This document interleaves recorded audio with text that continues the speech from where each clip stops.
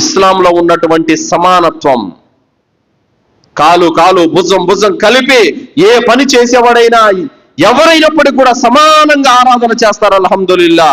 ఒకే గిన్నెలో కలిసి అన్నదమ్ముల వలె తింటారు. అల్హమ్దులిల్లా. ప్రవక్త ముహమ్మద్ సల్లల్లాహు అలైహి వసల్లం వారు అన్నారు, అరబ్బుకు అరబ్బేతరుడిపై గాని, అరబ్బేతరుడికి అరబ్బుపై గాని, నల్లవాడికి తెల్లవాడిపై గాని, తెల్లవాడికి నల్లవాడిపై గాని ఎలాంటి ఆధిక్యత లేదు దైవ భీతి పరంగా తప్ప. ఎవడైతే దైవానికి భయపడతాడో వాడే దైవం దృష్టిలో అందరికంటే గొప్పవాడు. గొప్ప కులంలో పుడితే గొప్పవాడు కాలేడు. అందుకు మేము గొప్పవారము, మేమే జ్ఞానులము, మా పుట్టుక పవిత్రమైనది, మీరు నీచులు అని మీరు చేసే బోధనలు నచ్చక పవిత్రమైన ఇస్లాంలోకి వచ్చారయ్యా. అంతే తప్ప ఎవ్వరు ఇక్కడ మత మార్పిళ్ళు చేయలేదు. ఇది కూడా నింద తప్ప మరేమి కాదు.